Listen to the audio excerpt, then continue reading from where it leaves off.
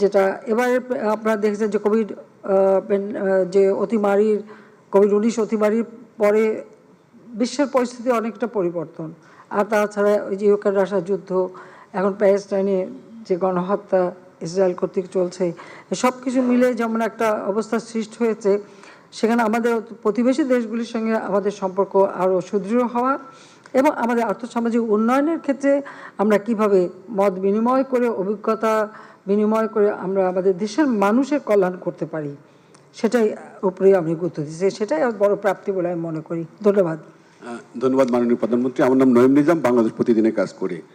আপনি এবার বরাবরের মতোই সারা বিশ্বে শান্তি প্রতিষ্ঠায় যে বলিষ্ঠ ভূমিকার আপনি রেখে থাকেন, মিয়ানমারও আপনি একইভাবে শান্তি প্রতিষ্ঠার পক্ষে বক্তব্য রেখেছেন। আপনি এখানে একটা বিষয় উল্লেখযোগ্য, বিশেষ করে আপনার থাইল্যান্ডের প্রধানমন্ত্রীর সঙ্গে বৈঠকের সময় এবং সেখানে আপনি আলোচনা অনেকগুলো বৈঠকে পরিষ্কারভাবে একটা বিষয় স্পষ্ট করেছেন, সেটা হলো মিয়ানমারের চলমান অভ্যন্তরীণ সংঘাত এবং রোহিঙ্গা ইস্যুটি। মিয়ানমারে আমরা খেয়াল করে দেখেছি গত কয়েকটা মাস প্রতিদিনই তাদের সীমান্তরক্ষীরা আমাদের দেশে প্রবেশ করছে এবং আমাদের দেশের জন্য একটা বড় ধরনের ডিস্টার্ব আমরা সবসময় দেখে থাকি। আরেকটা বিষয় হলো যে মিয়ানমারের আমাদের রোহিঙ্গা ইস্যু নিয়ে আজ পর্যন্ত কোনো সংকট সমাধানের ভূমিকা রাখেনি এবং তারা এখন পর্যন্ত অগ্রসর সেটা সন্তোষজনক নয় অনেকে মনে করেন। আর এখানে যেহেতু থাইল্যান্ড গভীরভাবে মিয়ানমারের সঙ্গে সম্পৃক্ত, বাণিজ্যিকভাবে, অর্থনৈতিকভাবে, রাজনৈতিকভাবে সকল ক্ষেত্রেই, সেখানে মিয়ানমারের অভ্যন্তরীণ সংকট বা আমাদের রোহিঙ্গা ইস্যুটা আরেকটু স্পষ্ট করে বলবেন কি, আপনি কী ধরনের ডিসকাশন হয়েছিল সেখানকার প্রাইম মিনিস্টারের সঙ্গে? এখানে যেমন মিয়ানমারের থেকে যারা আমাদের দেশে আশ্রয় নিয়েছে, রিফিউজি, তাদের প্রত্যাবর্তনের বিষয়টা আমরা আলোচনা করেছি এবং যেহেতু থাইল্যান্ডের একটা প্রভাব আছে মিয়ানমারের উপরে, তো সেই ক্ষেত্রে প্রাইম মিনিস্টার বলেছেন যে তিনি এই বিষয়টা আরও গভীরভাবে দেখবেন এবং এদের প্রত্যাবর্তনের ব্যাপারে যতটুকু সহযোগিতা করার তিনি করবেন, এই কথাটা তিনি দিয়েছেন। এটাই। আর তাছাড়া আমাদের আলোচনার মধ্যে আপনারা দেখেছেন যে আমি সবসময় আমাদের, বিশেষ করে আমাদের সার্বিক উন্নয়নের ক্ষেত্রে, যেমন আমাদের কতগুলি গোল জাতিসংঘ ঘোষিত, যেটা SDG 2030, সেই বিষয়গুলি আমরা সবসময় গুরুত্ব দিচ্ছি, কারণ আমরা ওটা অর্জন করতে চাই।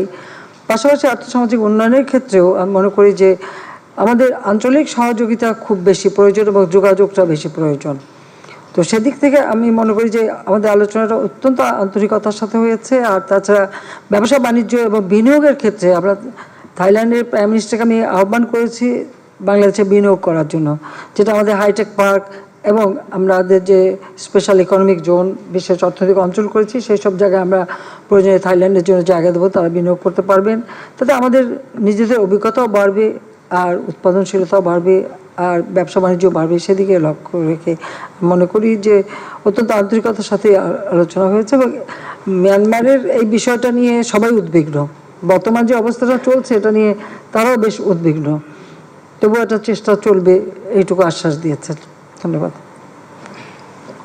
প্রধানমন্ত্রী, আমি সোহেল সানি, সহকারী সম্পাদক, বাংলাদেশ প্রতিদিন। নির্বাচনের পরে এটি আপনার প্রথম সফর। মাঝখানটা করলাম, এর আগে আরেকটি সফর করেছেন। তো নির্বাচনের আগে আমরা দেখেছি যে মার্কিন সাম্রাজ্যবাদ সহ বিভিন্ন দেশ এই নির্বাচনকে বানচাল করার জন্য, নির্বাচন যাতে না হয়, অর্থাৎ সারা বিশ্ব বেশিরভাগ দেশই নির্বাচন নিয়ে একটা সংশয়, সন্দেহ এবং চক্রান্ত ষড়যন্ত্র ছিল। সেই অবস্থা উপেক্ষা করে, সেই অবস্থা আপনি ওভারকাম করে একটি সুন্দর নির্বাচন দিয়েছেন, যে নির্বাচন শান্তিপূর্ণ, অবাধ হয়েছে। তো আপনি তারপরে লক্ষ্য করলাম যে সেই নির্বাচনের পরে গণভবনে যখন আপনি শপথ নিলেন, তখন দেখা গেল যে অনেক বিদেশি রাষ্ট্রই বঙ্গভবনে যখন শপথ নিলেন, তখন দেখা গেল সেই বঙ্গভবনে অনেক রাষ্ট্রদূত যারা বিরোধিতা করেছিলেন, যাদের ব্যাপারে আমরা বিভিন্ন সংশয় সন্দেহ ব্যক্ত করেছিলাম, সেই তারাও একযোগে গিয়ে আপনাকে অভিনন্দন জানালেন। এবং এরপরে দেখছি আপনি এই থাইল্যান্ড সফরের মধ্য দিয়ে এবং কাতারের আমির তিনি দুই দিনের সফরে আসলেন। এত সাফল্য, অর্থাৎ আপনি আন্তর্জাতিক, আসলে আপনার হাতে কি ম্যাজিক আছে যে আবার দুনিয়াটাকে এক করে ফেললেন। এবং আমার আরেকটি প্রশ্ন যে ফিলিস্তিনের ব্যাপারে আপনি এখানে আপনার সংবাদ সম্মেলনের বক্তৃতায় পেয়েছি যে সেখানে আলোচনা করেছেন মিয়ানমার এবং ফিলিস্তিনি আজকে গণহত্যা। আসলে আমাদের আওয়ামী লীগের পক্ষ থেকে অর্থাৎ দলীয়ভাবে সারা দেশে আমরা একটু একটু বিক্ষোভ লক্ষ্য করছি। বাংলাদেশেও এরকম একটা বিক্ষোভ বা প্রতিবাদ দলীয়ভাবে করার কোনো চিন্তা আপনার আছে কিনা? ধন্যবাদ আপনাকে। যেখানে বিক্ষোভ হচ্ছে তারা তো ওই আমেরিকা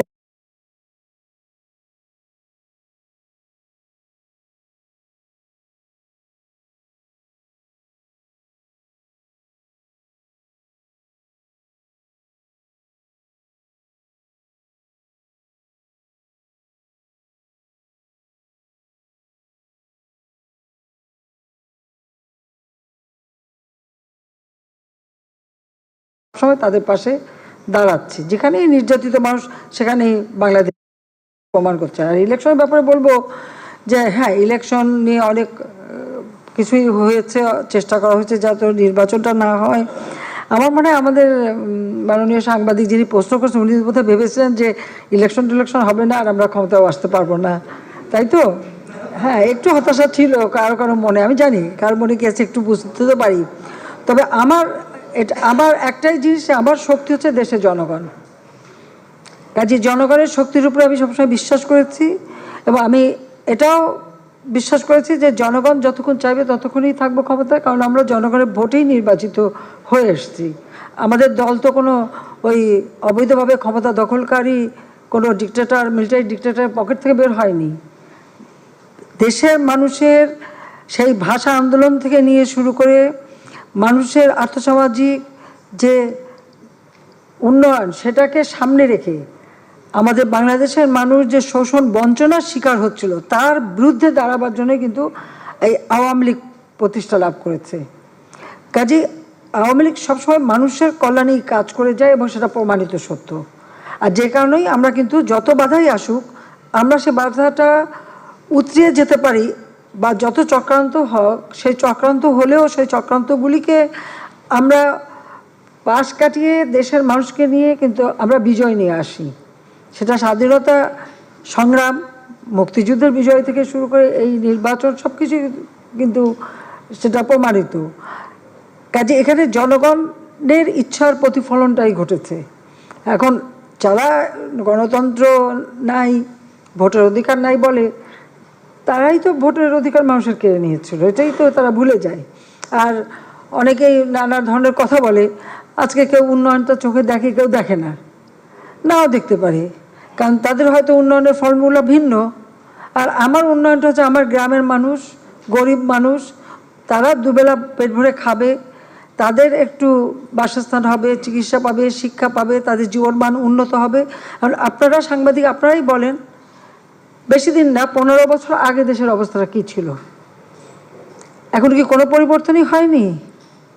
তেমন এখন কেউ যদি না দেখে সেটা তো আমাদের কিছু করার নেই। আর আন্তর্জাতিক ব্যাপারে আমাদের তো কিছু লোক আছে সারাক্ষণ বাংলাদেশের বিরুদ্ধে মানে সকলে কান ভারী করা, তারা এখন অনেক জ্ঞানী গুণী বুদ্ধিজীবী, তাদের মতামত সারাক্ষণ যখন উল্টাপাল্টা বলতেই থাকে মানুষ প্রভাবিত হয়, এটা স্বাভাবিক। আমার দেশের মানুষই তো অনেকে প্রভাবিত হয়ে যায়, তো বিদেশে তো হবেই, কিন্তু আমার সাধারণ মানুষগুলি কিন্তু হয় না, তারা ঠিক আছে, তাদের একটা আত্মবিশ্বাস আছে। কাজে নির্বাচন আমরা জনগণের ভোটের অধিকার নিশ্চিত করেই নির্বাচন করেছি। এবং বাংলাদেশের যদি আপনি পুরো নির্বাচনের ইতিহাসটা দেখেন, সেই 75 সালের পর থেকে যতগুলি নির্বাচন, 77 সালের হ্যাঁ না ভোট থেকে নিয়ে যতগুলি নির্বাচন, প্রত্যেকটা নির্বাচনের যদি কেউ একটু ভালো করে তুলনা করে তাহলে দেখবে যে এই 2024 সালের 7 জানুয়ারি নির্বাচন প্রত্যেক নির্বাচনের তুলনায় সবথেকে বেশি অবাধ, নিরপেক্ষ, সুষ্ঠু এবং জনগণের ভোটের অধিকার নিশ্চিত করা নির্বাচনই হয়েছে, যেটা আমাদের লক্ষ্য ছিল। দীর্ঘ সংগ্রাম করেছি এই দেশে গণতন্ত্র প্রতিষ্ঠার জন্য, আমরা ভোটের অধিকার প্রতিষ্ঠার জন্য আমরাই করেছি আন্দোলন সংগ্রাম, সেটা ভুলে গেলে তো চলবে না। কাজে হ্যাঁ, আর ফিলিস্তিনের বিষয়ে তো আমি আগেই বললাম যে আমরা সবসময় ফিলিস্তিনিদের পক্ষে আছি এবং আমি যেখানেই যাই সেখানে আমি আমার কথা আমি বলবই, কারণ যেভাবে গণহত্যা চলছে এটা অমানবিক। আর সবথেকে বড় কথা আপনারা দেখেছেন যে আজকে 900 ছাত্র, তারা নাকি ছাত্রছাত্রী মানে প্রফেসর থেকে শুরু করে সব গ্রেপ্তার হয়েছে এই আন্দোলন করার জন্য একমাত্র আমেরিকায়। আর এটা নাকি গণতন্ত্রের একটা অংশ, সেটাও আমাদের শুনতে হয়। যেভাবে একজন প্রফেসরকে দাবড়ে ধরে মাটিতে ফেলে গ্রেপ্তার করা হলো, হ্যান্ডকাপ পরানো হলো। 2001 সালে বিএনপি জামাত ক্ষমতা আসার পরপরই ঠিক যেভাবে আওয়ামী লীগের নেতা কর্মীর উপর বিএনপির সন্ত্রাসী বাহিনী এবং পুলিশ বাহিনী যেভাবে অত্যাচার করেছিল, সেই অত্যাচারের কথাটাই মনে করিয়ে দেয়। অবশ্য আবার তাদের কাছে আমাদের মানবাধিকারের কথাও শুনতে, সবক নিতে হয়। এটাই হচ্ছে মানে সব থেকে দুর্ভাগ্যের। মাননীয় প্রধানমন্ত্রী, আমার নাম মঞ্জুরুল ইসলাম, ডিবিসি নিউজে আছি। যেহেতু মার্কিন যুক্তরাষ্ট্রের কথা বললেন, সেখানে সম্প্রতি 2 জন বাঙালিকে বাংলাদেশি বংশোদ্ভূত আমেরিকানকে গুলি করে হত্যা করা হয়েছে। এ ব্যাপারে আপনি প্রতিবাদ জানিয়েছেন, কিন্তু আনুষ্ঠানিকভাবে এর কোনো বিচার দাবি করার কোনো উদ্যোগ নেবেন কিনা সেটা আপনার প্রশ্নের অংশ হিসাবে। আর আমার মূল প্রশ্ন হচ্ছে, 2 দিন আগে আপনি বলেছেন যে অতি বাম অতি ডান মিলে সরকারের বিরুদ্ধে এক ধরনের উৎখাতের ষড়যন্ত্র করছে। আপনি জাতীয় আন্তর্জাতিকভাবে দেশকে যেভাবে অর্থনৈতিকভাবে এগিয়ে নিয়ে যাচ্ছেন, বাংলাদেশের মানুষ তখন শঙ্কিত। সেই ক্ষেত্রে আপনার বার্তা কি বাংলাদেশের মানুষের কাছে এই ষড়যন্ত্র মোকাবেলার জন্য? এবং এই অংশের শেষ প্রশ্ন হচ্ছে, হিটস্ট্রোকে সারা বাংলাদেশ আক্রান্ত, সেখানে হিটস্ট্রোকে যারা মারা গেছে তাদেরকে দুর্যোগ হিসাবে ঘোষণা করলে যারা নিহত তারা এক ধরনের সরকারি সুবিধা পায়। এই বিষয়ে আপনার ভাবনা কি? আপনাকে ধন্যবাদ। দেখুন, গরম পড়াটা কিন্তু খুব নতুন কিছু না। এটা কিন্তু এর আগেও কিন্তু হিট স্ট্রোক হয়েছে এবং সবসময় এরকম হয়। তবে হ্যাঁ, এবারে যেমন সাধারণত আমাদের বৈশাখ মাসে কালবৈশাখীটা হতো, এখন এবার কালবৈশাখীটা একটু পিছিয়ে গেছে। এটা হলো বড় কথা, যার জন্য মানে প্রচণ্ড গরম। এবং সেই ক্ষেত্রে এর মধ্যে আপনারা নিশ্চয়ই দেখেছেন যে আমাদের দলের পক্ষ থেকে, আমাদের সহযোগী সংগঠন থেকে শুরু করে সকলেই আমাদের পানি বিতরণ করা বা মানুষকে নানা রকম সহযোগিতা দেওয়া, আমরা কিন্তু সেটা দিয়ে যাচ্ছি। আর যারা মারা গেছে অবশ্যই এটা অত্যন্ত দুঃখজনক। তবে আমরা সবাইকে সাবধান করে দিচ্ছি যে চলাফেরা সব কিছু সময়ের জন্য একটু সাবধানতা অবলম্বন করে থাকে, বেশি মানে ক্ষণ রোদে না রাখা বা একটু ছায়া জায়গায় থাকা, আর বিশেষ করে প্রচুর পানি খাওয়া, এবং আমরা স্যালাইন, পানি, এমনকি ছোটো ছোটো ছাতা, গ্যাপ, আমাদের দলের এবং সহযোগী সংগঠনের পক্ষ থেকে যতদূর সম্ভব আমরা কিন্তু মানুষের পাশে যাচ্ছি। সরকারের পক্ষ থেকেও আমরা সচেতনতা সৃষ্টি করা এবং সব ধরনের ব্যবস্থা আমরা নিচ্ছি। কাজে এটা এখন প্রকৃতির সাথে তো কিছু বলার নেই। পাশাপাশি আবার যেহেতু এই গরমের জন্য হিমালয়ে বরফ গলছে, পানিও আসছে, যেসব নদীতে পানি থাকতো, আমাদের তিস্তার পানি কিন্তু প্রায় দ্বিগুণ পানি আছে এখন। কিন্তু সাথে সাথে আবার সম্ভাবনা দেখা দিয়েছে আমাদের সিলেট বা ওই অঞ্চলে বন্যার। তো সে হয়তো বন্যাও আসবে। তো যে কোনো প্রাকৃতিক দুর্যোগ আসলে সেটা মোকাবেলা করার মতো সক্ষমতা কিন্তু বাংলাদেশের আছে। অন্তত আমরা আওয়ামী লীগ সরকার আসার পর থেকে এটা আমরা ব্যবস্থা নিই, এবং সেটা অবস্থা বুঝি আমরা যখন যেটা করার আমরা সেভাবেই প্রস্তুতি নিচ্ছি। আর কি প্রশ্ন ছিল?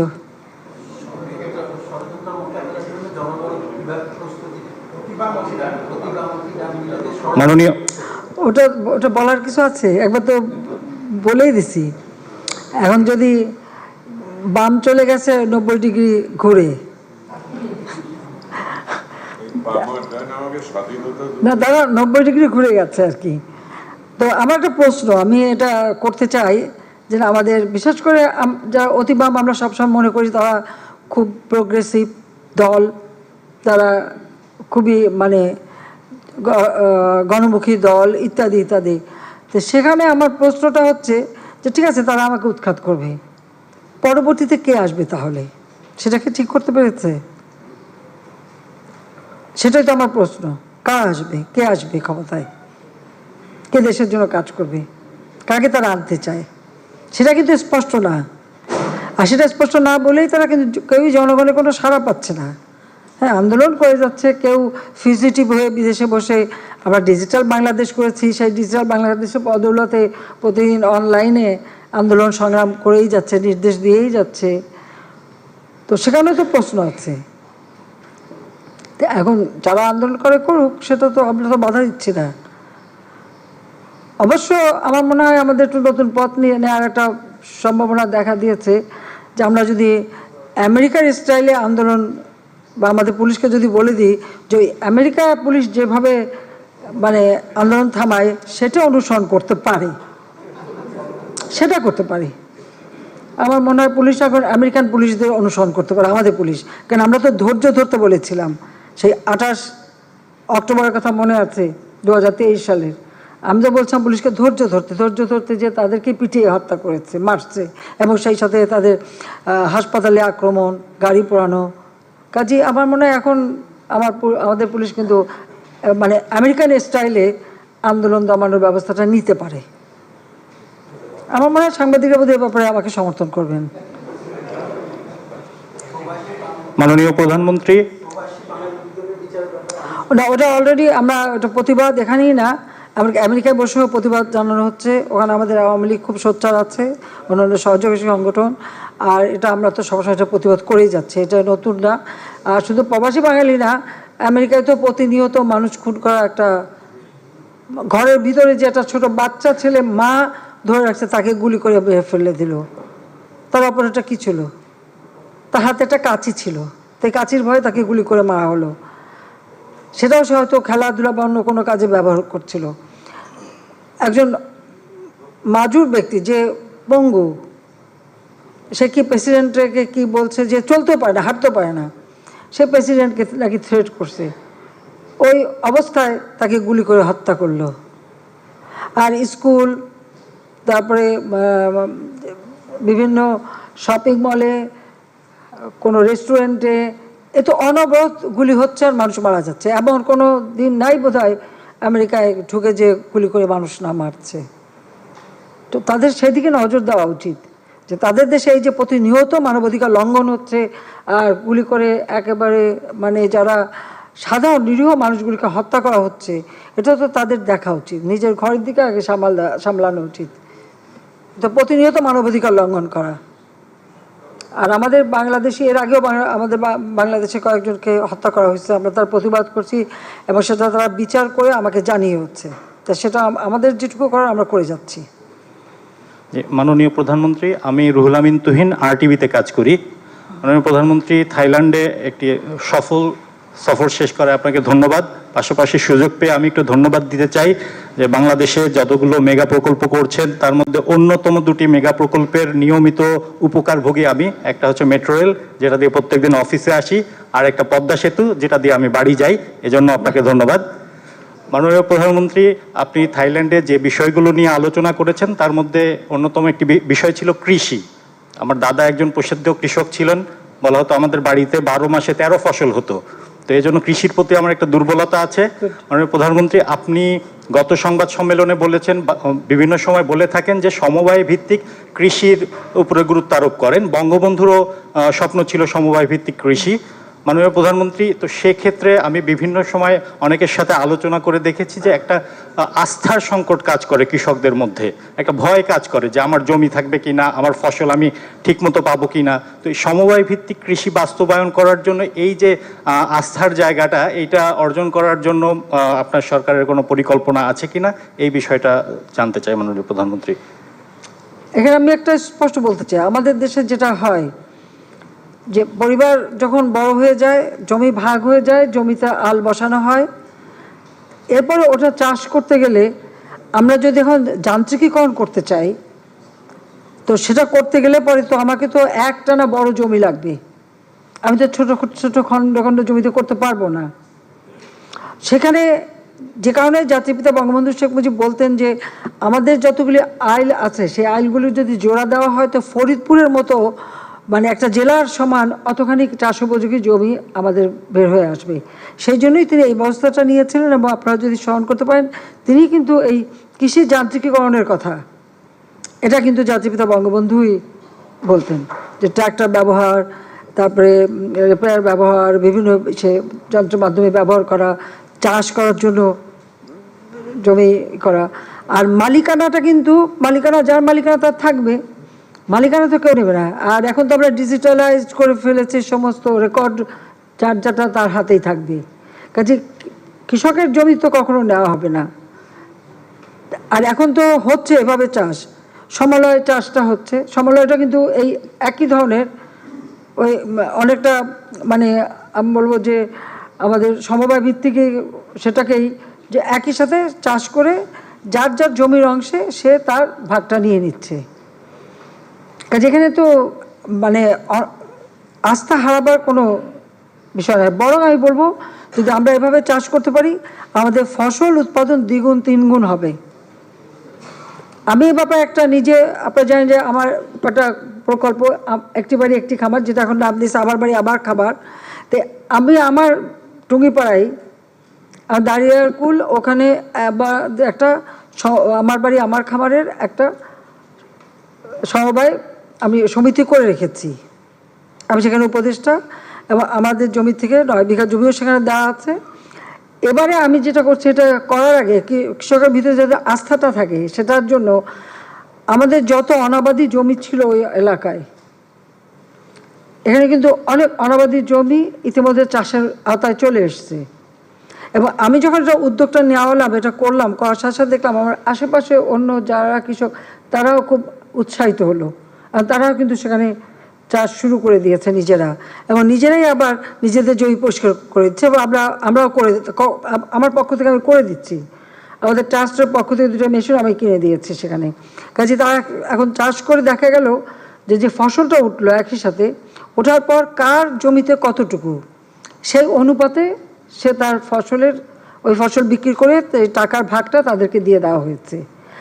আর আমাদের ওখানে পানি বেশি, তো যখন আমরা এই চাষ করি, যেখানে যে পানি বেশি ছিল সেখানে কিন্তু মাছের চাষ হয়েছে।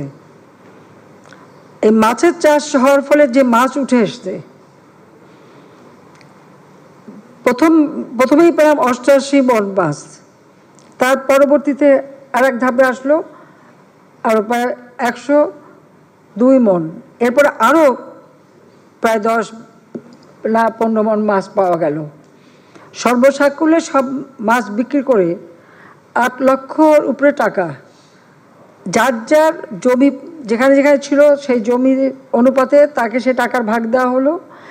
যারা সেখানে শ্রম দিয়েছে, কিষাণী যারা শ্রম দিয়েছে তাদেরকে ভাগ দেওয়া হয়েছে, এবং আমি আমার ভাগে 1 লাখ টাকা পেয়েছি।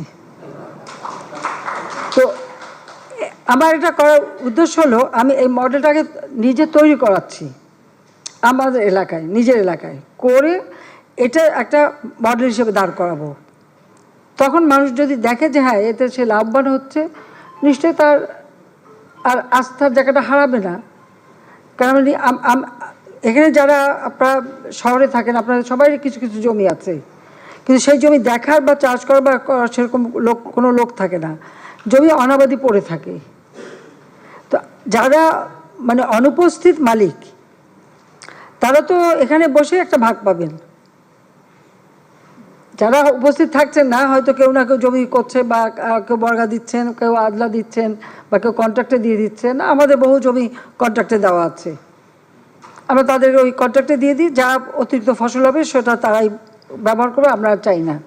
তো এইভাবে যা করছে, কিন্তু আমরা যদি এভাবে চাষ করতে পারি তা আমার ফসলের উৎপাদনটা বাড়বে। আর তাছাড়া এই সমবায়ের মাধ্যমে মানে সারের ব্যবস্থা, বীজের ব্যবস্থা উন্নত মানের, এবং এই চাষ করার জন্য যা ব্যবস্থা বা ধান কাটার ব্যবস্থা, সবই তো সমবায়ের মাধ্যমে হবে। তো সমবায়ের মাধ্যমে হলে পরে কারণ কোনো খরচ কিন্তু ওখানে আর নিজেকে করতে হচ্ছে না, কারণ ওই ফসলের থেকেই একটা অংশ সমবায়ে থাকবে বা সরকারের কাছে থাকবে, যেটা পরবর্তী চাষের জন্য ব্যবহার করা হবে। কারণ খরচ লাগবে না, কিন্তু ফসলের ভাগটা পাবেন বা অর্থটা উপার্জন করতে পারবেন। সেইভাবেই আমরা কিন্তু এটা করতে চাচ্ছি, এবং যেটা জাতিপিতা করতে চেয়েছিলেন কিন্তু করতে দেওয়া হয়নি। যদি এটা হতো তা আজকে আমাদের কোনোদিন আর দেশে খাবার ঘাটতি ছিল না। এটা ভুলে যান কেন, 96 সালে যখন সরকার গঠন করলাম 40 লক্ষ মেট্রিক টন খাদ্য ঘাটতি, উন্নত মানের বীজ পাওয়া যেত না, কারণ বিএডিসিটাও বন্ধ করে দেওয়ার মানে উপক্রম করেছে, প্রায় বন্ধই করে দিচ্ছিল। আমি এসে কিন্তু সব চালু রেখেছি, যার জন্য আজকে আমরা কিন্তু এখন কত গুণ বেশি ফসল উৎপাদন করি। সেই সাথে মানুষের ক্রয় ক্ষমতা বেড়েছে, মানুষের খাদ্য চাহিদাও বেড়েছে। আগে যারা একবেলাও খাবার জোটাতে পারতো না, আল্লাহর রহমতে এখন কম করেও 2 বেলা তো তারা খায়, 3 বেলা 4 বেলাও খেতে পারি, সেই সক্ষমতা বেড়েছে। আমরা তো হিসাব করি যে আমার কত ফসল হলো, আমার কত মানুষ কে কতটুকু খেতে পারে, তার একটা কিন্তু হিসাব করতে হয়। তো হিসাব করে আমরা দেখি যে আমাদের কিন্তু খাদ্য চাহিদাটা বেড়ে গেছে।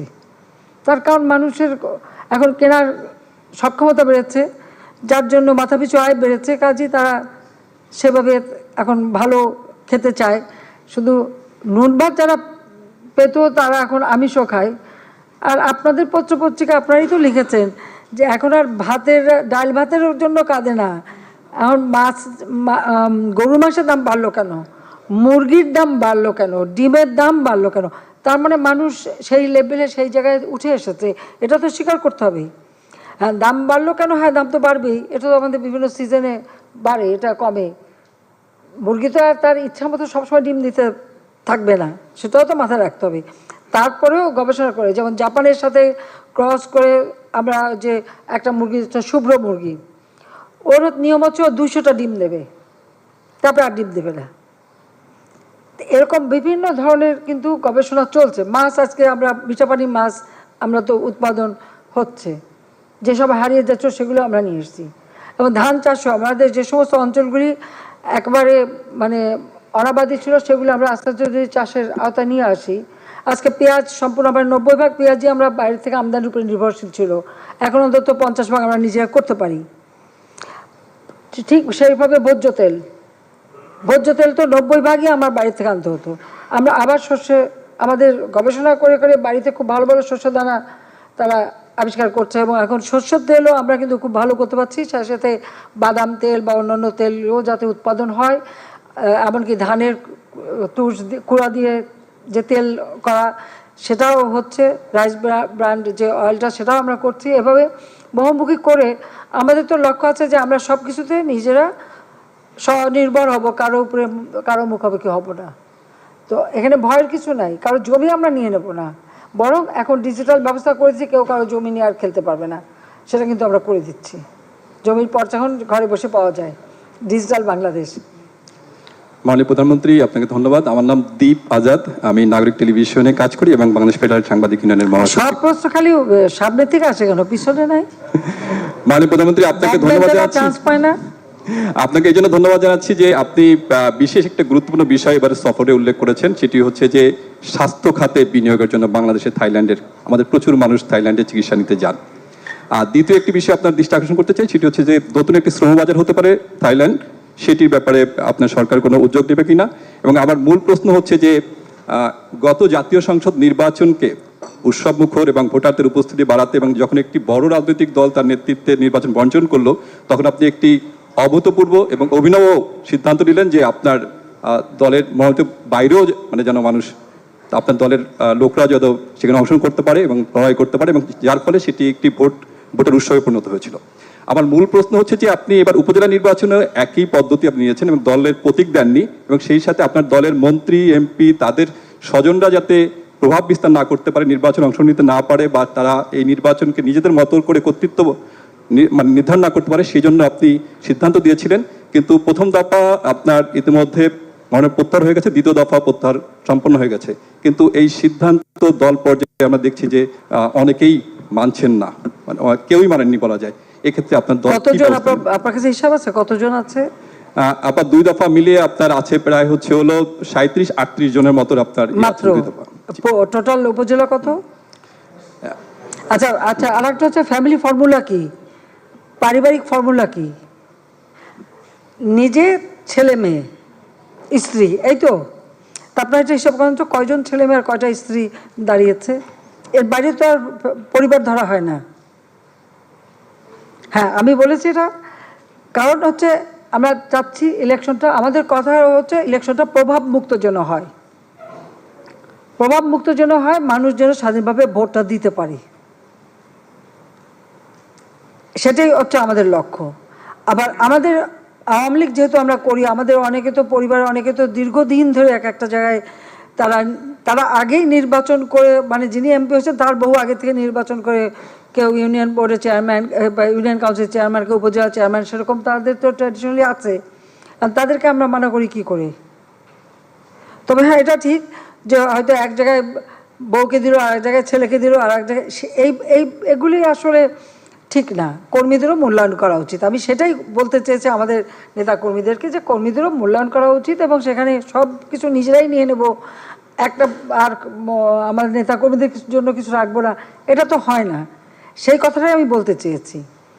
আর যেন বেশি প্রভাব না ফেলে, এবং সবাই দাঁড়িয়েছে, ইলেকশন করছে, এবং এটা লক্ষ্যটা হলো নির্বাচনটা অর্থবহ করা। এখন অনেকগুলি রাজনৈতিক দল নির্বাচন বর্জন করছে, একসময় দেখা গেলো সবাই বর্জন করে কেন? কারণ আসলে নির্বাচন করবার মতো সক্ষমতাই নাই। যে কোনো একটা নির্বাচন, আপনি যদি পার্লামেন্ট ইলেকশন করতে হলে আপনাকে তো পাবলিকের কাছে দেখাতে হবে যে আপনার পরবর্তী নেতৃত্বে কে আসবে, বা প্রধানমন্ত্রী কে হবে, বা নেতা কে হবে। একটা নেতা তো দেখাতে হবে। আপনার কাছে যদি উপযুক্ত নেতা না থাকে, তখন তো আপনাকে একটা ছুতো খুঁজতে হয়। হ্যাঁ, ইলেকশন করলাম না, বিরাট ব্যাপার দেখালাম। বাস্তবতা তো সেইটাই, আমাদের দেশে তো ওইটাই হচ্ছে এখন। একটা সাজাপ্রাপ্ত আসামিকে যদি পাবলিকের কাছে দেখান, পাবলিক তো ওটা নেবে না। পলাতক আসামি, তাকে যদি দেখান, পাবলিক তো নেবে না। রাজনীতি করতে গেলে তো ঝুঁকি নিতে হয়। 75 সালের পরে আমাকে দেশে আসতে দেবে না, রেহানার তো পাসপোর্টটাও রিনিউ করে দেয়নি। যেখানে আমার বাবার খুনিরা পুরস্কারপ্রাপ্ত, যুদ্ধ অপরাধী, যাদের বিচার শুরু করেছিলেন জাতির পিতা বঙ্গবন্ধু শেখ মুজিব, যারা সাজাপ্রাপ্ত আসামি, তাদেরকে ছেড়ে দিয়ে রাজনীতি করার সুযোগ, তারাই মন্ত্রী, উপদেষ্টা ক্ষমতায়, খুনিরা ক্ষমতায়। ওই অবস্থায় তো আমি দেশে ফিরে এসেছি। হ্যাঁ, আমার জীবন ঝুঁকিপূর্ণ ছিল, বারবার আঘাত এসেছে, কিন্তু আমি বেঁচে গেছি। এটাই হয়তো অনেকের ভালো লাগেনি যে এতবার মারার চেষ্টার পরে বেঁচে গেলাম কেন। এই যে ঠাকুরমার ঝুলিতে আছে না, যে তবু বলিল না সতীনের পুত, ঠাকুরমার ঝুলির গল্প কিন্তু আছে। বারবার চেষ্টা করে কিন্তু পারে না। লাল কমল, নীল কমল, কত কাহিনী আছে। তো সেভাবে আমি বারবার, হ্যাঁ, বেঁচেও যাচ্ছি, ইলেকশন জিতে বারবার ক্ষমতায় এসেছি। আর আওয়ামী লীগ ক্ষমতা আসছে বলেই তো আজকে দেশের উন্নতিটা হয়েছে। আওয়ামী লীগ ক্ষমতা আসছে বলেই তো আজকে অন্ততপক্ষে বিশ্বব্যাপী মাথা উঁচু করে দাঁড়াবার বা কথা বলার একটা সুযোগ সৃষ্টি হয়েছে বাঙালিদের। আগে তো তা ছিল না। বাংলাদেশ শুনলেই বলতো, ও বন্যা, ঝড়, দুর্ভিক্ষ, গরিব, ভিক্ষুকের জাত, সেটাই তো বলতো। তো সেই দুর্নামটা ঘষাতে পেরেছি কি না, সেটাই হচ্ছে বড় কথা। আর নির্বাচন, ঠিক আছে, আরও অনেক দেশে তো নির্বাচন হচ্ছে, আমরা দেখব, আমরা অবজারভার টিমও পাঠাবো, দেখি কেমন নির্বাচন হয়। হ্যাঁ, সেখানকার মানুষ কীরকম ভোট দেয় আমরা দেখব। আমরা তো, আমাদের চেষ্টা হচ্ছে আস্তে আস্তে এই প্রক্রিয়াটাকে আরও গণমুখী করা এবং আরও স্বচ্ছ করা। এই প্রথম আমরা আইন করে নির্বাচন কমিশন গঠন করেছি, আগে তো এটা কখনো করেনি। নির্বাচন কমিশন সম্পূর্ণ আর্থিকভাবে নির্ভরশীল ছিল প্রধানমন্ত্রীর দপ্তরে। সেখান থেকেও তাদেরকে মুক্ত করে সম্পূর্ণভাবে তাদেরকে স্বায়ত্তশাসিত করে দিয়েছি, তাদের বাজেটে আলাদা বাজেট দিয়ে দিচ্ছি। প্রত্যেকটা ক্ষেত্রে আমরা কিন্তু এটা নিশ্চিত করতে চাই যে দেশের মানুষ তার ভোটের অধিকার, তার হচ্ছে গণতান্ত্রিক অধিকার, সাংবিধানিক অধিকার, সেই অধিকারটা যেন সে প্রয়োগ করতে পারে। এখন আমরা দেখছি যে কোনো কোনো দল থেকে বলা হচ্ছে কেউ নির্বাচনে যাবেন না, ভোটে যাবে না, মানুষকে মানা করা হয়। তো মানুষ কেন ভোটে যাবে না? ভোট দেওয়া তো তার অধিকার। তার এলাকায় সে কাকে চায় তাকে সে ভোট দেবে। তাদের ভোটের অধিকারে হস্তক্ষেপ কেন করা, এটা ব্যাপারে আপনাদের কথা বলা উচিত। যা আমার ওটাই ছিল যে নির্বাচনটাকে প্রভাবমুক্ত রেখে একটা সুষ্ঠু অবাধ নিরপেক্ষ নির্বাচন হোক, সেখান থেকে যারাই জিতে আসবে, সেটাই হলো বাস্তবতা। মানুষ যাকে চাইবে সেই আসবে। যেমন আওয়ামী লীগকে চেয়েছে, আওয়ামী লীগ চলে আসছে, ঠিক সেইভাবে যাকে মানুষ চাবে তাকে দেবে, সেটাই আমরা চাচ্ছি। ধন্যবাদ। আসসালামু আলাইকুম মাননীয় প্রধানমন্ত্রী, আমি ইনায়তুল্লাহ খান, সংবাদ সংস্থা ইউএলবি থেকে। সর্বপ্রথমে আপনাকে আন্তরিক অভিনন্দন যে আপনার থাইল্যান্ড সফরটা অত্যন্ত সফল হয়েছে। আমার ছোট্ট প্রশ্ন, এটা হচ্ছে থাইল্যান্ড বিমস্টেকের একটা সদস্য এবং আমাদের অত্যন্ত গুরুত্বপূর্ণ প্রতিবেশী। থাই নেতাদের সাথে আপনার আলোচনায় কি মিয়ানমারের আভ্যন্তরীণ অসন্তোষ নিরসন ও রোহিঙ্গা উদ্বাস্তুদের প্রত্যাবর্তন ত্বরান্বিত করার লক্ষ্যে বাংলাদেশ ও থাইল্যান্ডের যৌথ ও সমন্বিত কোনো উদ্যোগের কথা কি আলোচনা হয়েছে? আর একটা প্রশ্ন হচ্ছে, বাংলাদেশ কয়েক বছর আগেই আসিয়ানের অ্যাসোসিয়েট মেম্বারশিপের জন্য আমরা আশা প্রকাশ করেছি, এবং এই ব্যাপারে থাইল্যান্ডের সমর্থনের বাংলাদেশের পক্ষে কি এই সদস্যপদ অর্জনের কোনো সম্ভাবনা রয়েছে? এই বিষয়টি কি আপনার আলোচনায় স্থান পেয়েছে? এই দুটো প্রশ্ন। আমি আমার বক্তব্যে কিন্তু এর উত্তর দিয়ে দিয়েছি। হ্যাঁ, আমরা অবজারভার টিম হিসেবে সেখানে আমাদের স্থান আছে। সদস্যপদ এটা অবশ্যই হতে পারলে ভালো, কিন্তু সেটা নির্ভর করে আসিয়ানের সাথে। তবুও আমরা কিন্তু সম্পৃক্ত আছি, একেবারে বিচ্ছিন্ন না। আর দ্বিতীয় হচ্ছে যে মিয়ানমারের সমস্যাটা সমাধানের জন্য থাইল্যান্ডের প্রাইম মিনিস্টারকে আমি অনুরোধ করেছি, এবং তিনি বলেছেন যে তিনি উদ্যোগ নেবেন এবং নিচ্ছেন তারা, এবং আরও উদ্যোগ নেবেন যাতে মিয়ানমারের অবস্থা পরিস্থিতি উন্নত হয় এবং রোহিঙ্গারা প্রত্যাবর্তন করতে পারে। সে ব্যাপারে আমাদের সাথে আলোচনা হয়েছে। মাননীয় প্রধানমন্ত্রী, আমার নাম ইবতিসাম নাসিম মৌ, আমি মাছরাঙা টেলিভিশনের বিশেষ প্রতিনিধি হিসেবে কাজ করছি। আসলে যেহেতু বাণিজ্য প্রতিমন্ত্রী এখানে আছেন, তাই একটু ভালো হবে নিশ্চয়ই, উনি নিশ্চয়ই আরও বলতে পারবেন কিনা। আপনার কাছেই প্রশ্ন আমার, সেটা হচ্ছে যে আমরা কৃষিতে এগিয়ে গেছি, খাদ্য ঘাটতি নেই, সব জায়গায় মনিটরিং হচ্ছে, কিন্তু দেখা যায় যে খাদ্যদ্রব্য বা দ্রব্যমূল্য বৃদ্ধি যখন অনেকটা হাতের মধ্যে চলে আসে, ঠিক তখনই আবার কোথায় জানি ফসকে যায়। এটা কি কোনো রাজনৈতিক কোনো কনস্পিরেসি আছে কি? জিনিসটা কি বুঝতে পারলাম না। জিনিসটা হচ্ছে যে যখন বাজার মনিটরিং করা হয়, তখন মোটামুটি হচ্ছে খাদ্যদ্রব্য বা দ্রব্যমূল্য বৃদ্ধি সবকিছুই কিন্তু একটা কন্ট্রোলের মধ্যে চলে আসে। সেখানে কোনো খাদ্য ঘাটতি দেখা যায় না, সেখানে কোনো পণ্য যে ঘাটতি আছে সেটা দেখা যায় না। বা বাণিজ্য প্রতিমন্ত্রী উনি যখন মাঠে নামেন তখন দেখা যায় যে সব কিছুই নিয়ন্ত্রণের মধ্যে, কিন্তু পরবর্তীতে আবার কোনোভাবে কোনো সিন্ডিকেটের মাধ্যমে সেটা আবার বৃদ্ধি হয়ে যায়। এটা কি কোনো রাজনৈতিক কোনো কনস্পিরেসির অংশ কিনা, এটি একটি প্রশ্ন। আর দ্বিতীয় প্রশ্ন হচ্ছে যে এখন তো আসলে বিশ্বব্যাপী যুদ্ধ হচ্ছে, বাংলাদেশের জন্য নানাবিধ চ্যালেঞ্জ আসবে, কিন্তু দেখা যাচ্ছে যে আমরা বিভিন্ন অন্যান্য যে রাষ্ট্রগুলো আছে তাদের সাথে বাণিজ্য হচ্ছে, যেমন সৌদি আরবের 80 যারা আর কি কাজ করতে চান, বিনিয়োগ করতে চান, এরকম 80 কোম্পানি আমরা দেখছি, বা আরও অন্যান্য অঞ্চলের সাথে আমাদের বাণিজ্য সম্পর্ক তৈরি হচ্ছে। তো বাংলাদেশ কি নতুন কোনো বাণিজ্য হাব বা নতুন কোনো বাণিজ্যিক অঞ্চলের সাথে যুক্ত হতে চাচ্ছে কিনা, এবং আমরা কি অন্যরকম একটা শক্তিতে পরিণত হচ্ছে কিনা, এটাই ছিল আপনার কাছে আমার প্রশ্ন। আমি এটুকু বলবো যে আসলে যে পণ্যমূল্য বিষয়টা এমন হয়, সাধারণত ধরা হয় যে সরবরাহ কম থাকলে দাম বাড়ে, কিন্তু এখানে দেখা যাচ্ছে সরবরাহ ঠিকই আছে কিন্তু দাম বাড়ছে। সেখানে কিছু কিছু লোক কারসাজি করে, এটা ঠিকই, হোর্ডিং করে রাখে, মজুত করে রাখে, নষ্ট হয়ে যায়, পচে যায়, তারপর দেখা যাচ্ছে মজুত করে রেখে কৃত্রিমভাবে দাম বাড়ানোর একটা চেষ্টা করে। এ বিষয়টা কিন্তু আমাদের নজরে এসেছে। তারপরেও একটা জিনিস বলবো যে আবার এখন বিশেষ করে ইউক্রেন রাশিয়ার যুদ্ধ, স্যাংশন, কাউন্টার স্যাংশন, এবং এই যে ব্ল্যাক সি দিয়ে যে আসতে পারবে না জাহাজ, বা এই নানা ধরনের ঘটনার কারণেও কিন্তু যেসব জিনিস আমাদের আমদানি করতে হয় সেগুলির দাম বাড়ে। তো সঙ্গে সঙ্গে আমরা কিন্তু বিকল্প পদক্ষেপ আমরা নেই। আমরা আমাদের দেশের মানুষের যাতে কষ্ট না হয় তার জন্য যা যা করা আমরা করি, এবং সেই সাথে আমি যেটা সকলকে সবসময় আহ্বান করেছি যে 1 ইঞ্চি জমিও যেন অনাবাদি না থাকে, তো আমাদের খাদ্যের অভাবটা যেন কখনো না হয়, সেটাই আমরা দেখতে চাচ্ছি, সেটা আমরা করি। আরেকটা হচ্ছে যে এখানে কিছুটা তো ধরুন আন্দোলনের নামে যখন আপনি মানুষকে সম্পৃক্ত করতে পারেন না, তখন তো ষড়যন্ত্রটাই স্থান পায়। তো সেই ক্ষেত্রে কিছু কিছু তো চক্রান্ত হয়, চেষ্টা করা হয়। আর কিছু আছে ব্যবসায়ী অধিক মুনাফার লোভেও এই ধরনের ঘটনা ঘটায়, যেটা অত্যন্ত মনে করি যেটা গর্হিত কাজ। তবুও আমাদের নজরদারি আছে, নজরদারি থাকবে। আর আমাদের সাংবাদিকদের ধন্যবাদ জানাই যে আপনারাও নজরদারিতে থাকেন। তবে সামান্য একটু কিছু বাড়লেই আবার সেটাকে নিয়ে খুব বড় করে দেখানো, এটাও একটু বেশি বেশি দেখানো হয়। আজকে ইনফ্লেশন সারা বিশ্বব্যাপী, কোথায় না, সে তুলনায় বাংলাদেশ তো অনেক আমরা নিয়ন্ত্রণ করতে পেরেছি, কারণ আমাদের পণ্য উৎপাদন করে আমরা সরবরাহটা চেইনটা ঠিক রেখেছি। শুধু তাই না, রোজার সময় যারা একেবারে দরিদ্র 10 কেজি করে চাল বিনামূল্যে আমরা দিয়েছি।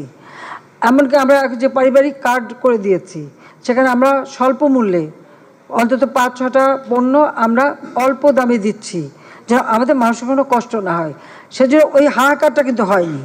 আর বিশেষ করে গ্রামে তো এই পণ্যমূল্য নিয়ে খুব বেশি একটা মানে দ্রব্যমূল্যে এত বেশি হাহাকার নাই। তবে হ্যাঁ, সুনির্দিষ্ট অঙ্কের বেতনে যারা চলে তাদের জন্য একটু কষ্ট, এতে কোনো সন্দেহ নেই।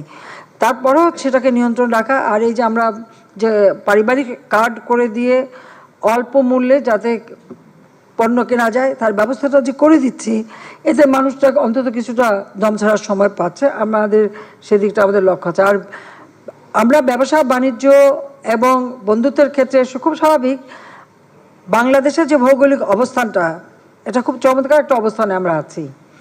সেই ক্ষেত্রে আমি মনে করি যে আমাদের দক্ষিণ এশিয়া, দক্ষিণ পূর্ব এশিয়া, পাশাপাশি আমাদের জিসিসি কান্ট্রি অর্থাৎ আমাদের গালফ কান্ট্রিগুলি, আমাদের মিডল ইস্টের দেশগুলি, তাদের সাথে আমাদের সম্পর্ক বাড়ানো, আফ্রিকান দেশ, স্মল আইল্যান্ড কান্ট্রিগুলি আছে, যেহেতু আমি সিবিএফের চেয়ারম্যান ছিলাম, তাদের সাথে একটা সম্পর্ক আমার হয়ে গেছে, তাদের সাথেও আমাদের যোগাযোগটা আমরা বাড়াচ্ছি। পাশাপাশি আমরা আমাদের ইস্ট এশিয়ান কান্ট্রিগুলি বা ইস্ট ইউরোপিয়ান কান্ট্রিগুলি, তাদের সাথেও আমরা যোগাযোগ বাড়াচ্ছি। অর্থাৎ আমাদের যোগাযোগের ক্ষেত্রটাকে আরও প্রসারিত করে দেওয়া, ব্যবসা বাণিজ্যের ক্ষেত্রে নতুন নতুন বাজার খুঁজে বের করা, উৎপাদনের ক্ষেত্রে নতুন নতুন পণ্য চাহিদা কোথায় কেমন, সেই চাহিদা অনুযায়ী পণ্য উৎপাদনের সুযোগ করা, এইসব দিকে আমাদের বিশেষ দৃষ্টি দিচ্ছি আমরা।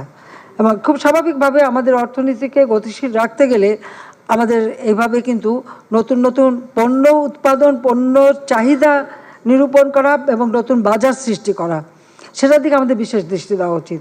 এবং আমরা কিন্তু সেই কাজটাই করতে চেষ্টা করছি। মাননীয় প্রধানমন্ত্রী, আমার নাম রুহুল আমিন, আমি কাজ করি দৈনিক ভোরের কাগজে। মাননীয় প্রধানমন্ত্রী, আওয়ামী লীগ আগামী জুনে ৭৫ বছর উদযাপন করতে যাচ্ছে। মাননীয় সাধারণ সম্পাদক ব্রিফিংয়ে বলেছেন যে বিস্তারিত কর্মসূচি আপনারা নেবেন, সেই হিসাবে যে পার্শ্ববর্তী দেশ বা অন্যান্য দেশের রাজনৈতিক দলগুলোর নেতাদেরকে সেই প্রতিষ্ঠাবার্ষিকী অর্থাৎ প্লাটিনাম জয়ন্তীতে আমন্ত্রণ জানানো হবে কিনা, বা আওয়ামী লীগ কীভাবে এটি উদযাপন করবে, এটি একটি প্রশ্ন। আরেকটি প্রশ্ন হচ্ছে, আওয়ামী লীগের নেতৃত্বাধীন 14 দলীয় একটি জোট রয়েছে। জাতীয় নির্বাচনের পর সেই জোটের বৈঠক এখন পর্যন্ত হয়নি। জোটের নেতারা কেউ কেউ বলতে শুরু করেছেন যে 14 দল আদৌ আছে কিনা বা 14 দলের প্রয়োজন আছে কিনা তারা জানে না। এ বিষয়ে আসলে আপনি কি বলবেন, যে 14 দলীয় জোট থাকবে কি থাকবে না? ধন্যবাদ মাননীয় প্রধানমন্ত্রী।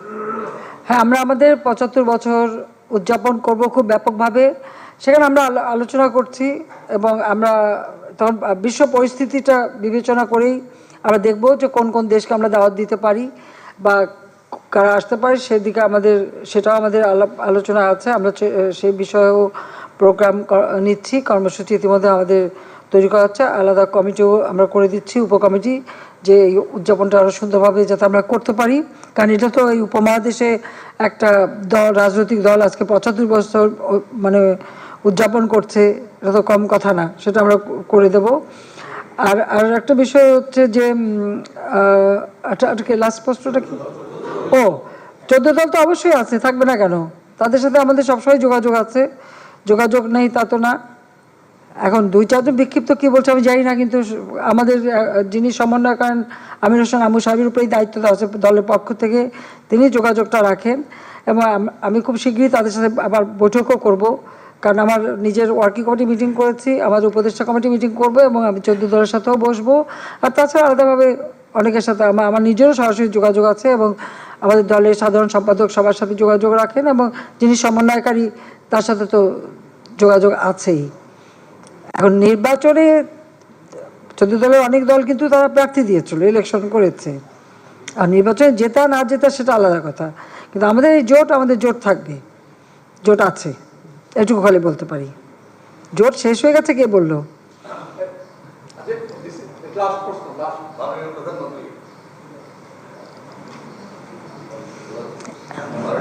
কি কোনো মহিলা সাংবাদিক নাই আজকে প্রশ্ন করার?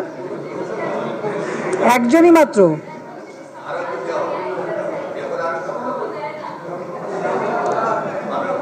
এই মহিলাদের আলাদা সাংবাদিক ফর্ম করো। হ্যাঁ হ্যাঁ বলেন।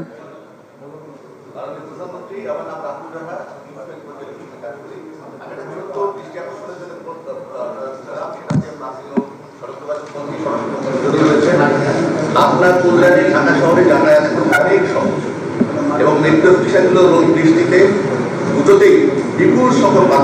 আশ্রয় দিচ্ছে মেট্রো স্টেশন নির্মিত এবং যেভাবে পেইন্টিংগুলো করা হচ্ছে অদ্ভুত। ঢাকা শহর একটা মডার্ন সিটি হিসেবে গড়ে উঠছে এবং যাতায়াত ব্যবস্থা অনেক সহজ হচ্ছে, কিন্তু আমি খেয়াল করছি শুধু ট্রাফিক রুলস না মানার কারণে আমি অনেক সময় মানি, আমি এই জন্য শাস্তি দিলে আমি খুশিও মাথাটাকে শাস্তি দেখছি যে যেভাবে ট্রাফিক রুলস না মানার কারণে অপ্রয়োজনীয় যানজট তৈরি হচ্ছে। বাসগুলো উল্টো পাল্টা দ্বারা এটা দূর করা দরকার।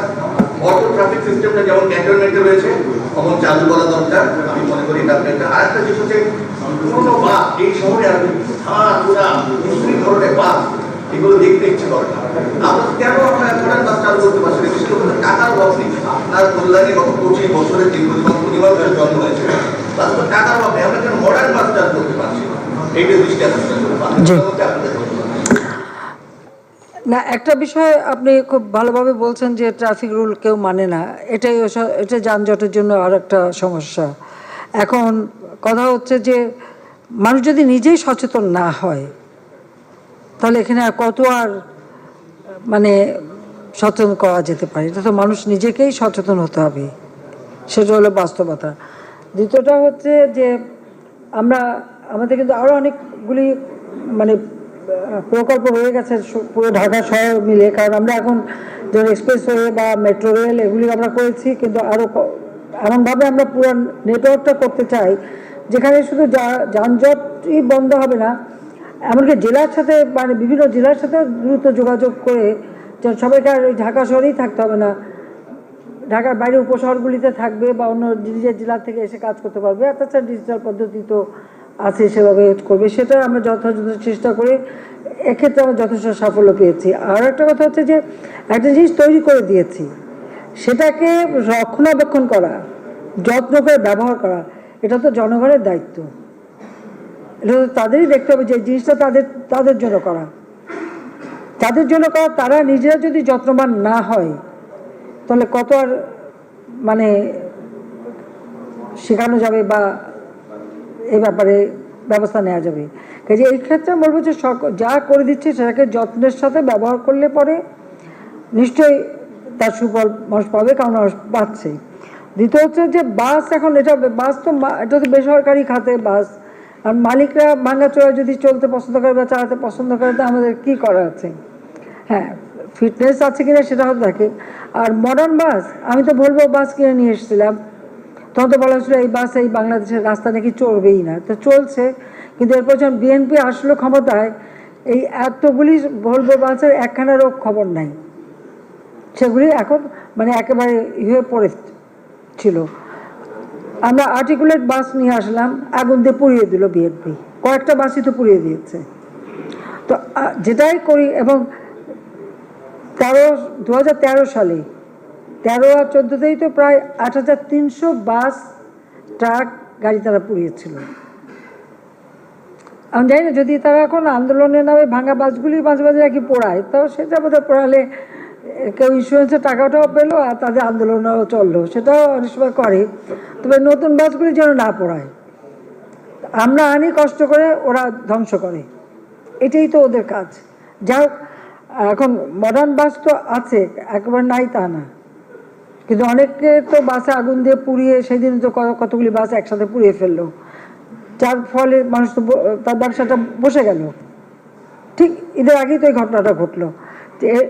এই ধ্বংসাত্মক কাজগুলি যাতে না হয় সেদিকে সচেতনতা। আর আপনাদের কাছে অনুরোধ থাকবে যে আপনারাও একটু জনসচেতনতা গড়ে তোলেন। মেট্রো রেল থেকে শুরু করে যেটাই তারা ব্যবহার করে সেটার জন্য যত্নের সাথে করে, যত্নের সাথে করলে পরে এটা দীর্ঘস্থায়ী হবে, মানুষ সুফল পেতে থাকবে। আর তা নাহলে যার ভোগান্তি তাকে ভুগতে হবে, আমরা কত করব, সেটা তো ব্যাপার। তো আমাদের চেষ্টা করে যাচ্ছি। ঠিক আছে, আর কি আর আছে কারো কোনো প্রশ্ন? আর না,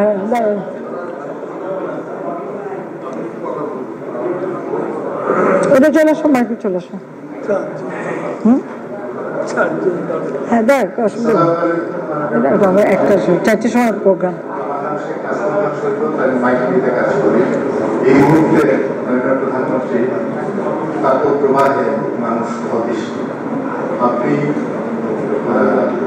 প্রাকৃতিক এবং মনুষ্য সৃষ্টি দুর্যোগ মোকাবেলা করে আসছেন এবং প্রতি প্রতিশ্রুতিও দিয়ে যাচ্ছেন এগুলির মোকাবেলা হবে।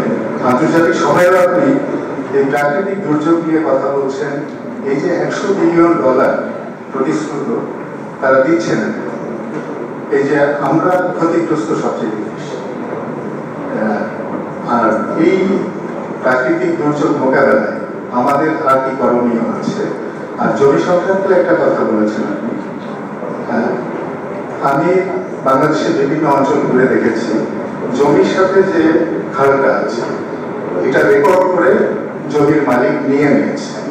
এই খালগুলো এখন বন্ধ করে দিয়েছে, তাতে করে পানি আর থাকছে না, জমিতে পানি দেওয়ার মতো মানে ডিপ টিউবওয়েল ছাড়া আর কোনো উপায় থাকছে না। এই খাল যাতে ভরাট না করা হয় এ ধরনের কোনো নির্দেশ আপনি দিবেন কিনা? ধন্যবাদ। আমাদের প্রকল্পই আছে, নির্দেশ না, আমাদের প্রকল্পই আছে যে যত পুরনো খাল, নদী, জলাধার সেগুলিকে আবার নতুন করে খনন করে সেগুলি জল প্রবাহটা বাড়ানো, এটা কিন্তু কাজ চলছে, এটা আমরা করে যাচ্ছি, সেটা আমরা করব। আর আমাদের সবসময় এটাই চেষ্টা। আর জলবায়ু পরিবর্তনের অভিজ্ঞতা থেকে রক্ষা, আমরা কিন্তু আমরা ট্রাস্ট ফান্ড করেছি, আমরা সব থেকে বেশি উদ্যোগ কিন্তু নিয়েছি, যদিও আমরা ক্ষতিগ্রস্ত না।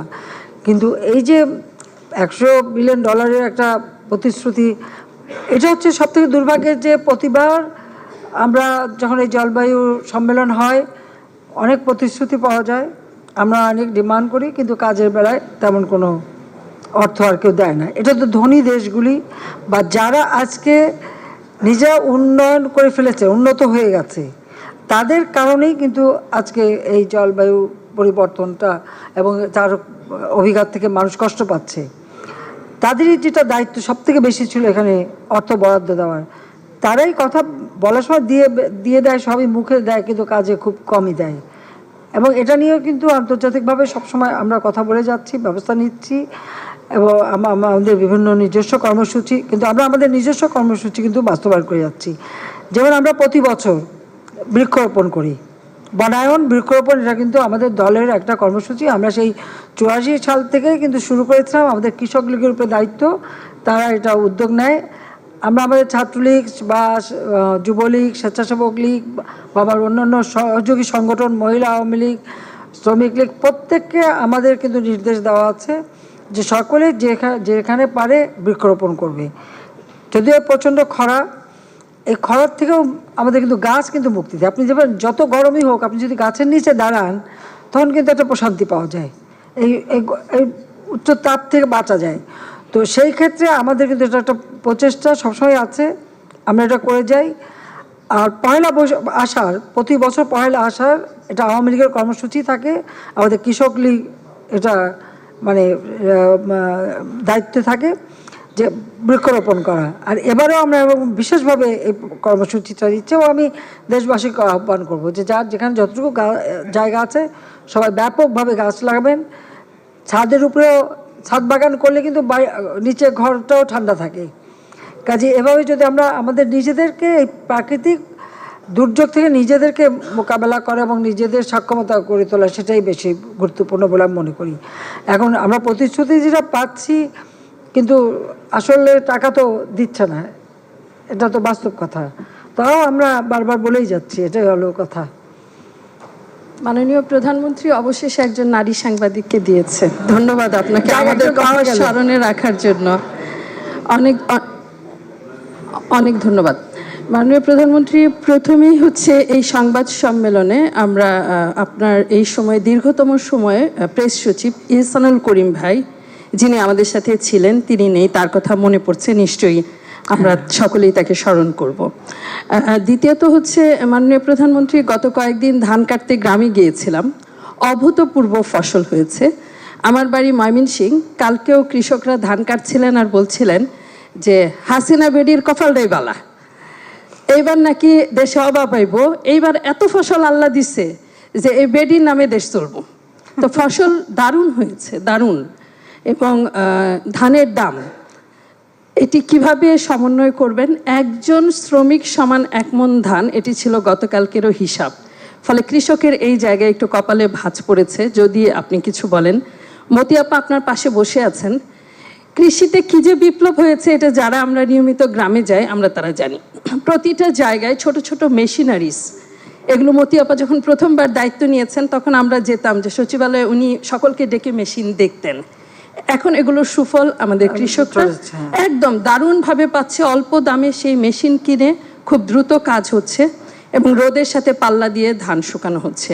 ফলে ধানের দাম এবং একই সাথে আমাদের দেশের সকল মানুষ যেন তাদের সামর্থ্য অনুযায়ী চাল কিনে খেতে পারেন, এটি একটি দারুণ চ্যালেঞ্জ আপনার সামনে, যেটি বারবার আপনি মোকাবেলা করেছেন। ফলে অনেক মানুষ, আপনি সুনির্দিষ্টভাবে বলেছেন, যারা বেতন দিয়ে সংসার চালান তাদের জন্যই আসলে এখন একমাত্র সংকট সন্তানাদি নিয়ে চলা। ফলে তাদের জন্য এই সময়ে বাড়তি কিছু বলবেন কিনা? আপনি গতবার আম ট্রেন চালু করেছিলেন, আমের ফলন অনেক ভালো হয়েছিল। এবার দুঃখের খবর, আমের ফলন 4 ভাগের 1 ভাগ হয়েছে। ফলে সেইখানে এই মুহূর্তে সামান্য সেচের দরকার। কৃষকরা আপনার দৃষ্টি আকর্ষণ করেছেন না, একদম ধানের পানি দিতে গিয়ে লোডশেডিংয়ে সময় মতো এই মুহূর্তে যদি পানি দেওয়া যায়, একদম আপনার দৃষ্টি আকর্ষণ করেছেন তারা আপা, যে যদি আপনি একটু বলে দেন ওখানে অগ্রাধিকার ভিত্তিতে আম বাগানগুলোতে যদি এই মুহূর্তে পানি দেওয়া যায়, তাহলে হচ্ছে আমাদের যে আম এসেছে এটা বড় গাছে পানি দেবে কিভাবে? শিকড় তো অনেক দূর মাটির নিচ পর্যন্ত যায়। ওরা দেয় আপা, সে শুধু ওরা চাচ্ছে যে বিদ্যুৎটা যেন অগ্রাধিকার ভিত্তিতে একটু দেওয়া হয়। উপরে স্প্রে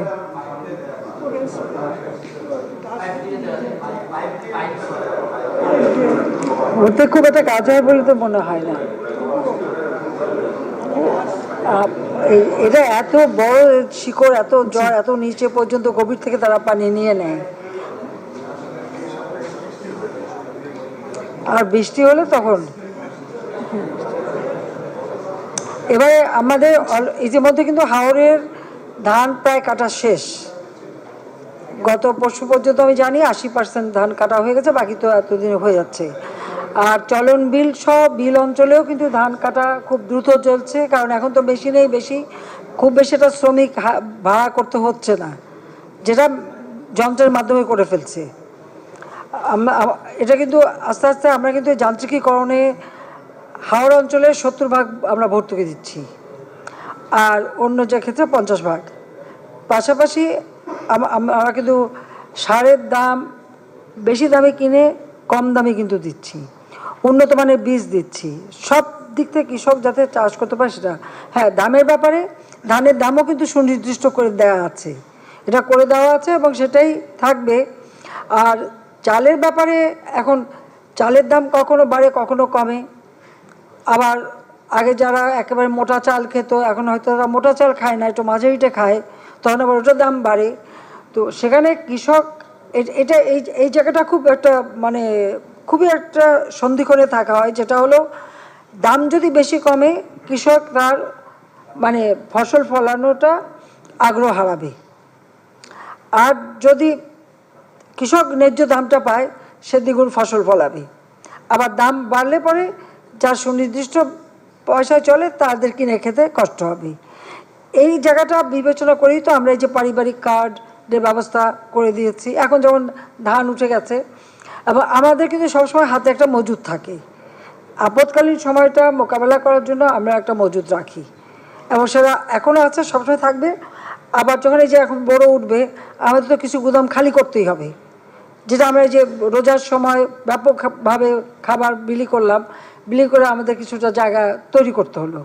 কারণ প্রত্যেকটা গুদামের উপরে নজর রাখা, যেগুলি নিচের দিকে থাকে সেগুলি উপরে তুলে নিয়ে আসা, সেগুলি দ্রুত দিয়ে দেওয়া, কোন চালটা কতদিন টিকবে সেটা হিসাব করে সেই অনুপাতে মানুষের মাঝে বিলি করা, এই সব কাজগুলি কিন্তু আমরা করে যাই।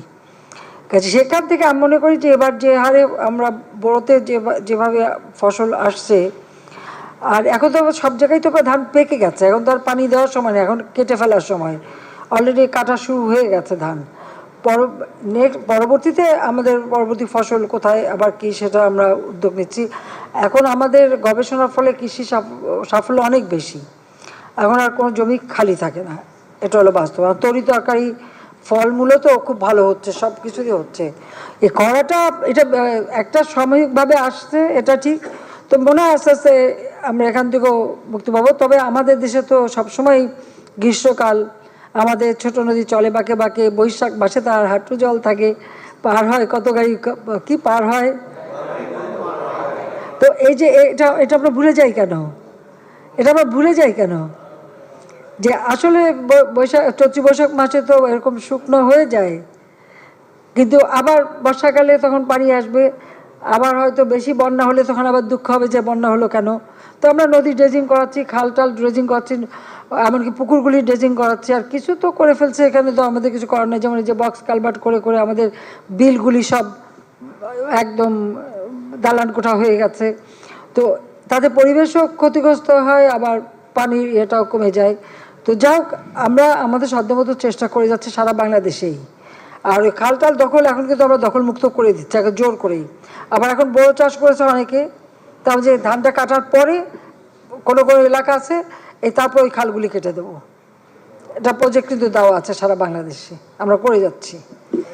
মাননীয় প্রধানমন্ত্রী, আমি নীলাদ্রি শেখর, আমি চ্যানেল আইতে কাজ করি।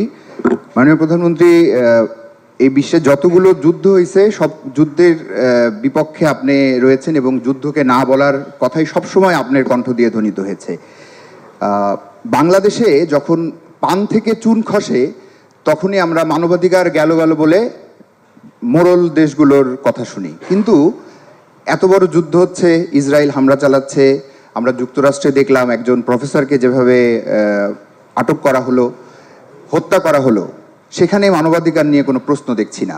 এই দুই নীতি বা দ্বৈত নীতি বা কেমন এই নীতি কেন আমাদের ক্ষেত্রে? ধন্যবাদ মাননীয় প্রধানমন্ত্রী। এটার উত্তর তো যারা এইভাবে মানবাধিকার লঙ্ঘন করছে তারা দেবে, এটা তো আমারও প্রশ্ন, এবং সেই প্রশ্নটা আমিও আন্তর্জাতিক পর্যায়ে আমি করে এসেছি যে এই দুমুখ নীতি কিসের জন্য। এক জায়গায় মানুষ খুন করলে তারপর আবার তাদেরকে আবার টাকাও দেওয়া হয়, অস্ত্রও দেওয়া হয়, মানুষ হত্যা, আবার অপর জায়গায় দেখা গেলো যে মানবাধিকার নিয়ে। তো এই যে মানবাধিকার সংস্থাগুলি, আমাদের দেশেও তো কত মানবাধিকারের বিরাট বিরাট প্রবক্তারা আছে, তারাও চুপ কেন, সেটা আমারও প্রশ্ন। আমি তাদের কাছে জিজ্ঞেস করি যে তারা চুপ কেন, এখন কথা বলে না কেন, বা তার ব্যবস্থা নেয় না কেন। বা এতগুলি সংস্থা, সেই সাংবাদিক থেকে শুরু করে সবার জন্য তো বিরাট বিরাট আন্তর্জাতিক সংস্থা, কিছু হলে বাংলাদেশে কিছু হলেই তো তারা খুব সোচ্চার, এখন কেন চুপ? তবে সাধারণ মানুষ চুপ থাকে না, এখন কিন্তু প্রতিবাদ। এই প্যালেস্টাইনের বিষয়টা আসার পরে কিন্তু যেভাবে মানে নারী শিশু হত্যা, হাসপাতালে বোমা মারা প্রতিদিন, এটার ব্যাপারে কিন্তু আজকে বিশ্ব খুব জাগ্রত, এটা হলো বাস্তব, এটাই হচ্ছে সবথেকে বড় কথা। হ্যাঁ, ওরা অ্যারেস্ট করছে, আর সেটা নাকি তাদের গণতান্ত্রিক প্রক্রিয়া। তো সেটা আমি শুরুতেই বললাম, এই গণতান্ত্রিক প্রক্রিয়া আমরাও করবো আর কি। তা আমি এটাই বলবো যে এইভাবে মানবাধিকার লঙ্ঘন আমি সবসময়, কারণ আমরা ভুক্তভোগী, যুদ্ধের ভয়াবহতা আমি নিজের চোখে দেখেছি, আমরাও বন্দিখানায় ছিলাম, আবার রিফিউজি হিসেবে থাকার অভিজ্ঞতাও আছে। আমি এর জন্য যেখানেই সুযোগ পাই আমার নিজের অভিজ্ঞতা তুলে ধরেই আমি মানুষকে বোঝাতে চেষ্টা করি যে কেন আমি এই যুদ্ধের বিরুদ্ধে, কেন আমরা শান্তিপূর্ণভাবে সব সমাধান করতে পারি না, সেটাই হচ্ছে আমার প্রশ্ন। আমরা বাংলাদেশ কিন্তু আমরা করেছি, আমাদের প্রতিবেশী দেশের সাথে এক এক করে যা সমস্যা ছিল আমরা কিন্তু সমাধান করেছি, কাজেই সেটা কিন্তু আমরা আলোচনার মাধ্যমে করেছি।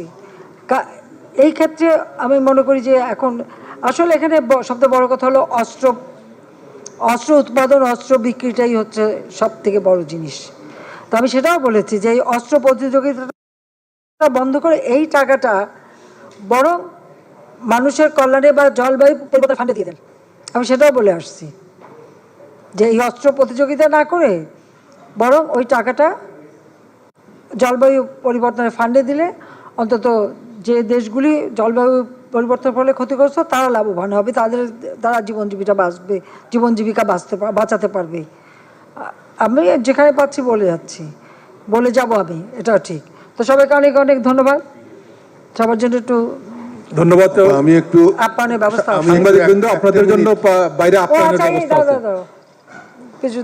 আপনাকে অসংখ্য শ্রদ্ধা জানাচ্ছি আমাদেরকে ডাকার জন্য। আমার ছোট্ট প্রশ্ন সেটি হচ্ছে যে আপনি এখানে লিখেছেন যে India Myanmar Thailand trial highway, এটার ব্যাপারে আমাদের খুব জানবার আগ্রহ আছে, এটা জানতে চাই, এখন না জানালেও চলবে। আর দ্বিতীয়ত আমার বাড়ি ফরিদপুর, আমার আদার বাড়ি মধুখালীতে বঙ্গেশ্বরদী গ্রামে। এর মধ্যে যে ঘটনাটি ঘটেছিল মধুখালীতে, সেখানে আপনার যে ভূমিকা আপনার সরকারের যে ভূমিকা তার জন্য অসংখ্য ধন্যবাদ জানাচ্ছি, কৃতজ্ঞতা জানাচ্ছি। বিষয়টি এই কারণে কৃতজ্ঞতা জানাবো যে আমরা যে দেশে বাস করি, যে ভূখণ্ডে বাস করি এবং যে মুক্তিযুদ্ধ আমরা করেছি সম্প্রীতির বাংলাদেশের জন্য, অসাম্প্রদায়িক বাংলাদেশের জন্য, গণতান্ত্রিক বাংলাদেশের জন্য, ধর্মনিরপেক্ষ বাংলাদেশের জন্য, সেই জিনিসটি যে আপনার নেতৃত্বে আমরা দেখতে পাচ্ছি, এই জন্য আপনাকে প্রশংসা করি, ধন্যবাদ জানাই, কৃতজ্ঞতা জানাই। ধন্যবাদ। না, আপনি যে ইসের কথাটা বললেন, মূলত ভুটান থেকে থাইল্যান্ড পর্যন্ত একটা সড়ক যোগাযোগ ব্যবস্থা হওয়ার কথা, যেটা তখন প্রস্তাব করেছিল বাংলাদেশের ভিতর থেকে যাবে। তখন খালেদা জি এটা নাকচ করে দেয়। যখন নাকচ করে তখন আমি বলছিলাম যখন মডার্ন টেকনোলজি চলে আসবে, পাহাড়ের ভিতর থেকেই রাস্তা বের করে নিয়ে যাবে, বাংলাদেশের বোকাবোকি হয়ে তাদের থাকতে হবে না। কিন্তু বাংলাদেশের ভিতর থেকে যদি হয়, আমরা এটার সঙ্গে যুক্ত থাকলাম, আমরাই লাভবান হবো বেশি। তখন কিন্তু বিএনপি দেয়নি, খালেদা জি এটা নাকচ করে দিয়েছিল।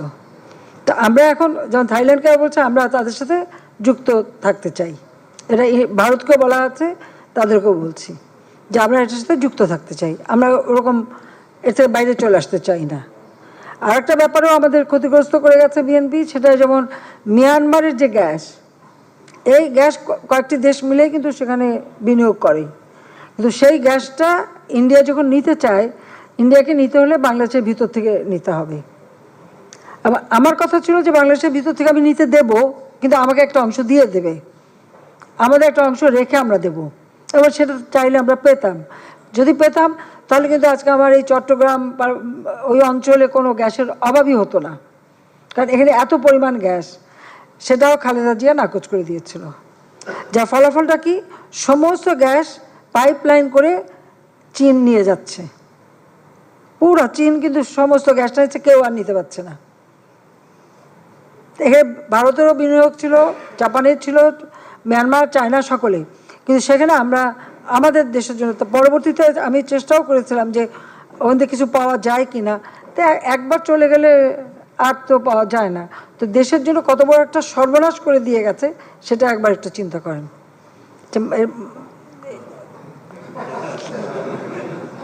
ওকে, ধন্যবাদ আপনাদের জন্য বাইরে আপ্যায়নের অনেক ধন্যবাদ সবাইকে।